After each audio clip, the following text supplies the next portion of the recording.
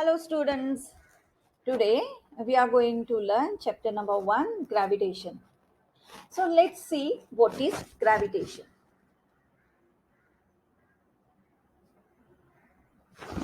As the story goes, once Sir Isaac Newton was sitting under an apple tree and all of a sudden an apple fell from the tree on the ground. Then Newton wondered why all apples fall vertically downward and not at the angle to the vertical, or why do they not fly off in a horizontal direction? After much thought, he come to the conclusion that the earth was the one who attracts the apple towards itself, and this attractive force must be directed towards the center of the earth. Newton named it as gravitational force. He further thought that if the force of gravitation acts on an apple on the tree, which is at so much height from the surface of the earth, can it also act on the object even for further heights? Much farther away from the earth, let's see, for example, to the moon. Can it further act on even farther objects like the other planets and the sun? Okay. म्हणजे गोष्ट अशी आहे की एकदा Newton ॲपलच्या झाडाखाली बसला होता आणि अचानक झाडावरून ॲपल खाली पडलं. तुम्हाला सर्वांना ही गोष्ट माहितीच असेल. आणि मग न्यूटन विचार करायला लागला की हे ॲपल झाडावरून सरळ खालीच कसं पडलं, ते एखादा कोन करत का नाही पडलं, किंवा ते तसंच आकाशामध्ये उडून का नाही गेलं. आणि जर ते झाडावरून खाली पडलं याचा अर्थ नक्की पृथ्वी किंवा अर्थ त्याला स्वतःकडे ओढून घेत असेल. आणि मग झाडावरून एवढ्या उंचावरून पडणाऱ्या ॲपलला जर अर्थ स्वतःकडे खेचून घेत असेल, तर मग त्या ॲपलपेक्षा पण वर असणाऱ्या मूनला किंवा चंद्राला किंवा त्याही पेक्षा पुढे जाऊन अजून आकाशातले जे प्लॅनेट्स आहेत किंवा स्वतः सन आहे, त्याला पण ती पृथ्वी किंवा अर्थ अट्रॅक्ट करत असेल का? Okay, before moving ahead, let's see who's this Newton. Newton is called as a father of the physics. The phenomenon of gravitation was discovered by this great scientist, Sir Isaac Newton. This great scientist, Sir Isaac Newton, was one of the greatest scientists of recent times. He was born in England. He gave his laws of motion, equations of motions, and theory of gravity in his world famous book Principia. Before this book was written, Kepler had given three laws describing planetary motions. However, the reason why planets move in the way described by Kepler's law was not known.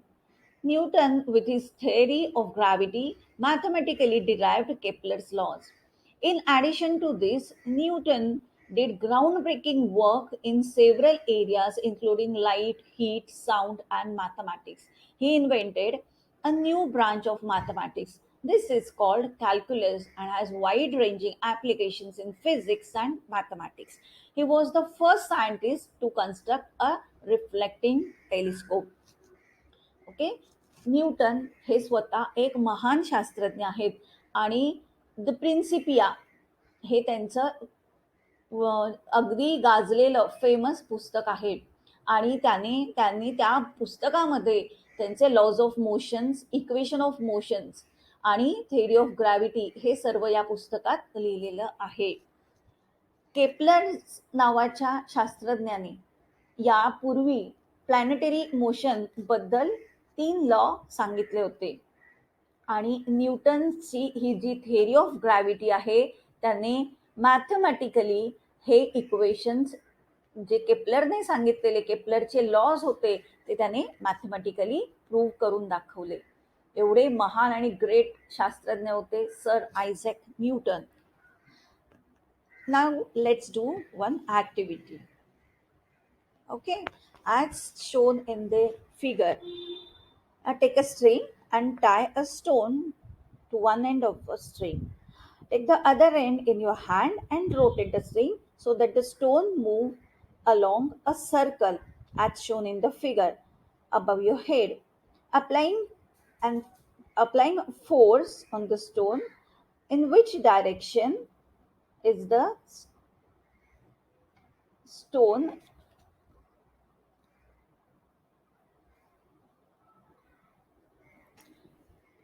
will move. That is, applying after applying force, what you will see, yes, you will see the stone starts moving in a circular path around your head. What you will do to keep that stone in motion, right? You will apply the force, and as long as you are applying the force, the stone will keep on moving in a circular path. And if you stop applying the force, the stone will stop moving. That means the control for the motion of the stone is in your hand. If you observe consciously, you will notice that we are pulling the stone towards us, that is, towards the center of the circle. And if we release the string, what will happen? The stone will fly off along a straight line, which is the tangent to the circle at the position of the stone. Now, you must have noticed the force directed towards the center of the circle, and this force is called as a centripetal force. We can define this force as a force acting on any object moving along a circle, and it is directed towards the center of the circle. Centripetal means center seeking or attracted towards the center. म्हणजे आपण जर एक दोरा घेतला आणि त्याच्या एका टोकाला दगड बांधला आणि त्याचं दुसरं टोक जर आपण आपल्या हातात ठेवलं आणि तो आपण गोल गोल फिरवायला सुरुवात केली, तर काय होतं, आपण जसं त्याला फिरवायला सुरुवात करतो, जसं आपण त्याच्यावर फोर्स लावतो, तसा तो गोल गोल फिरायला सुरुवात करतो. ओके, म्हणजे तो सर्क्युलर पाथ मध्ये फिरतो. आता तुम्ही जर नीट लक्ष दिलं तर तुम्हाला कळेल की आपण आपल्या हाताने जो त्या सर्क्युलर पाथच्या सेंटरमध्ये असतो त्याने आपण त्याला फोर्स लावत असतो, आणि हा फोर्स लावत असताना आपण ॲक्च्युली त्या फिरणाऱ्या दगडाला आपल्या दिशेने खेचत असतो.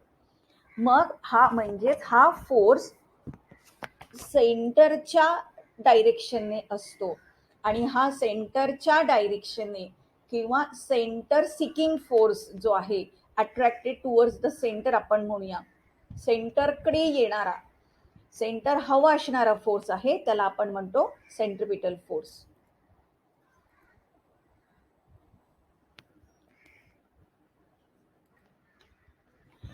Moon is the natural satellite of the Earth and goes round it in a definite orbit. The direction of motion of the moon as well as its speed constantly changes during this motion. For the moon to go around the Earth, there must be a force which is exerted on the moon, and this force must be exerted by the Earth, which attracts the moon towards itself. Similarly, the sun attracts the planets, including the Earth, towards itself. म्हणजेच आपण मगाशी जो दोरा आणि दगडचा experiment आपण छोटासा केला, त्याच्यामध्ये आपण बघितलं की आपण हाताने त्या दोऱ्याला फोर्स लावत होतो, आणि म्हणून तो दगड आपल्या हाताभोवती गोल गोल फिरत होता. आता या ठिकाणी आपण फोर्स लावत होतो म्हणून आपण हाताने फोर्स लावत होतो म्हणून तो हाताभोवती गोल गोल फिरत होता. आता जर हाताने फोर्स लावायचा आपण थांबलो तर तो दगड आहे तो पण थांबतो, आणि आपण स्ट्रिंग सोडली तर तो टँजेंटली, जी सर्क्युलर मोशन आहे त्याला टँजेंट जर आपण ड्रॉ केली तर त्या दिशेने तो सरळ निघून जातो. आता आपण बघतो आहोत एवढी वर्ष झाली की हा मून अर्थ भोवती गोल गोल फिरतो आहे, म्हणजे नक्कीच अर्थ त्या मूनवर फोर्स एक्झर्ट करत असणार, आणि त्यामुळेच हा मून अर्थभोवती गोल गोल फिरत असेल. आणि अजून जर आपण पुढे गेलो तर आपल्या सोलार सिस्टीम मध्ये सगळे प्लॅनेट्स आहेत ते सनच्या भोवती गोल गोल फिरतात. याचा अर्थ सन या सगळ्या प्लॅनेट्सवर फोर्स एक्झर्ट करतो. Now it's time to know one more scientist who is Johannes Kepler. Johannes Kepler was a German astronomer and mathematician. ॲस्ट्रोनॉमर म्हणजे तो खगोलशास्त्रज्ञ होता आणि एक मॅथमॅटिशियन सुद्धा होता, गणितज्ञ पण होता. He started working as a helper to the famous astronomer Tycho Brahe in पोर्ज in 1600 year. या म्हणजे 16th सेंचुरीमध्ये तो एका फेमस खगोलशास्त्रज्ञ होते जे टायको ब्रे त्यांना मदतनीस होता.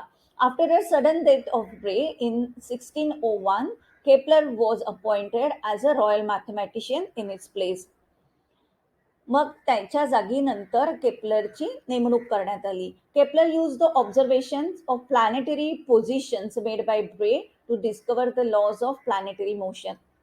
आणि ब्रेने काय केलं तर तो ज्यांच्या जोनास केपलरने काय केलं तर ब्रे ज्यांच्या हाताखाली तो काम करत होता त्यांनी लिहून ठेवलेल्या सगळ्या नोंदींच्या आधारे त्याने लॉ प्लॅनेटरी मोशनसाठी लॉ म्हणजे नियम सांगितले आणि त्यांनी पुष्कळ पुस्तकं लिहिली. His work was later use by Newton in postulating his law of gravitation. आणि या हे जे महान शास्त्रज्ञ होते जोनास केपलर यांनी जे पण नियम किंवा लॉज लिहून ठेवलेले त्यांच्या मदतीने नंतर लॉज ऑफ ग्रॅव्हिटेशन हे न्यूटननी सांगितले. आणि अजून एक महत्वाची गोष्ट म्हणजे Kepler stated 3 laws to describe planetary motion. These 3 laws are known as Kepler laws. आणि just on the basis of observation with the naked eyes he stated these laws. म्हणजे त्यांनी नुसत्या डोळ्यांनी जे आपण त्यांनी आणि त्यांचे ब्रे नावाचे जे आपण त्यांचे हे म्हणूया मास्टर म्हणूया ज्यांच्या हाताखाली जोनास केपलर काम करत होता त्यांनी नुसत्या डोळ्यांनी बघून या सगळ्या नोंदींच्या आधारे एवढी मोठी गोष्ट शोधली. Okay, so before moving to Kepler's laws we need to understand what is ellipse. Okay, an ellipse is the curve obtained when a cone is cut by an inclined plane. Okay, म्हणजे काय, तुम्ही आईस्क्रीमचा कोन घेतला आणि तो तिरपा कापला तर तुम्हाला जी figure मिळेल जो टाईप ज्या टाईपचा कर्व मिळेल त्याला आपण एलिप्स म्हणतो. जर आपण तो कोन सरळ कापला तर आपल्याला सर्कल मिळेल, पण तोच आपण थोडा तिरपा कापला तर आपल्याला असा काहीतरी शेप मिळतो. ओके, आणि हा जो शेप आहे this is called as a ellipse. It has 2 focal points. जसं सर्कलला एक सेंटर असतं तसं इलिप्सला 2 फोकल पॉइंट असतात. या ठिकाणी आपण तो F1 आणि F2 ने दाखवला आहे. Okay, there is something special about this ellipse. The sum of the distances to the 2 focal points from every point on the curve is constant. Means if we take point A, B and C on the ellipse, then AF1 plus AF2 will be equal to BF1 plus BF2 and these two shall be equal to CF1 plus CF2. म्हणजे या ellipse वरचे आपण कोणते पण 3 point घेतले, 4, 5 कितीही points घेतले तर त्याच्यामध्ये आपल्याला एक स्पेशल रिलेशन मिळतं. समजा हा पॉइंट ए, बी आणि सी हे 3 पॉइंट्स आपण घेतले तर आपल्याला काय मिळतं, AF1 प्लस AF2 या दोघांची बेरीज आहे ती कुणा एवढी असते, BF1 प्लस BF2. आणि त्या दोघांची बेरीज BF1 आणि BF2 ची बेरीज ही परत CF1 आणि CF2 एवढी असते. जसं आपण सर्कलमध्ये बघितलं की सेंटरपासून त्याच्या सर्कम्फरन्सवरचे पॉईंट्स, सगळे पॉईंट्स असतात ते त्याच्या रेडियस एवढ्या अंतरावर असतात. तसा इथे आपल्याला हा वेगळा नियम बघायला, वेगळा काय म्हणूया, वेगळं रिलेशन बघायला मिळतं. Okay, so let's move towards Kepler's first law. Kepler's first law states that the orbit of the planet is an ellipse with the sun at one of the foci. Means the orbit in which the planet move is not a circular one, it's an elliptical orbit. म्हणजे ही अशी अंडाकृती आहे orbit. Okay, आणि आपण आत्ताच बघितलं की या एलिप्सला 2 फोसाय असतात आणि या 2 फोसायपैकी एका फोसायवर स्वतः सन असतो. Kepler's second law, the line joining the planet and the sun sweeps equal areas in equal interval of time. That means, suppose Earth moves from point A to point B in say time 5 seconds, okay, and from C to D again in 5 seconds. So area swept or covered here will be equal to the area covered here. Here means the area ASB in the diagram will be equal to the area CSD.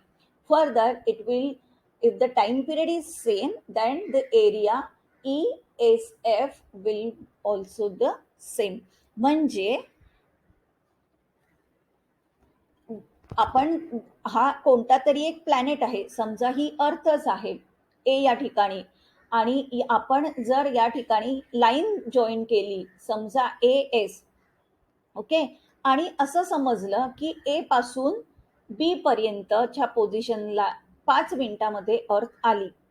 Okay, त्यानंतर पुन्हा C पासून D पर्यंत 5 मिनिटामध्ये अर्थ आली आणि त्यानंतर E पासून एफ पर्यंत पुन्हा 5 मिनिटात अर्थ आली. आपण हा मधला विचार करत नाही आहोत. हा 5 मिनिटात इथे एवढं डिस्टन्स केलं, त्यानंतर थोड्या वेळाने 5 मिनिटात पुन्हा सी टू डी एवढं डिस्टन्स कव्हर केलं. आपण हे वेगवेगळे सेशन्स घेतो आहे, मधलेच आपण काय म्हणूया पीसेस घेतोय या अख्ख्या ऑर्बिटचे. तर या ठिकाणी तुम्हाला दिसेल की हा जो एरिया आहे, आपल्याला बघताना असं वाटतं की अरे हे सगळे एरिया वेगळे वेगळे आहेत, पण ऍक्च्युली हा एरिया म्हणजेच ASB हा एरिया CSD एवढाच असतो आणि हा परत एरिया ESF एवढाच असतो. का? कारण तो समान कालावधीमध्ये त्यांनी काय म्हणूया तेवढं समान कालावधीमध्ये तेवढं त्यांनी अंतर पार केलेलं आहे. And here comes Kepler's third law. It states that the square of its period of revolution, it means planets, okay, the square of its period of revolution around the sun is directly proportional to the cube of the mean distance of a planet from the sun. Means if r is average distance of a planet from the sun and t is its period of revolution, then t square is directly proportional to r cube, or t square upon r cube is equal to constant, say it's k.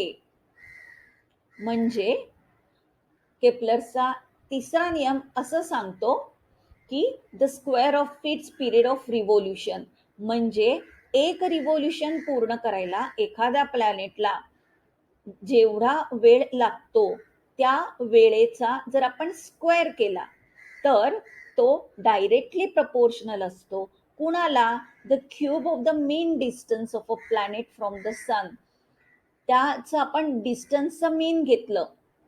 आता या ठिकाणी आपण मीन का घेणार? कारण ही orbit आहे, ही elliptical आहे, ठीक आहे. तर त्या मीन डिस्टन्सच्या क्यूब एवढं असतं. म्हणजे जर आर ॲव्हरेज डिस्टन्स असेल प्लॅनेटचं सनपासूनचं आणि टी जर पिरियड ऑफ रिव्होल्युशन असेल, पिरियड ऑफ रिव्होल्युशन म्हणजे एक रिव्होल्युशन पूर्ण करायला लागणारा वेळ, अर्थसाठी हा period of revolution around the sun is 1 year or 365 days. 365 days आहेत. ओके. तर आपल्याला असं दिसतं की टी स्क्वेअर म्हणजे period square of the period of revolution is directly proportional to the average distance of a planet from the sun. आणि T square upon R cube is equal to constant. This is called as a constant of proportionality.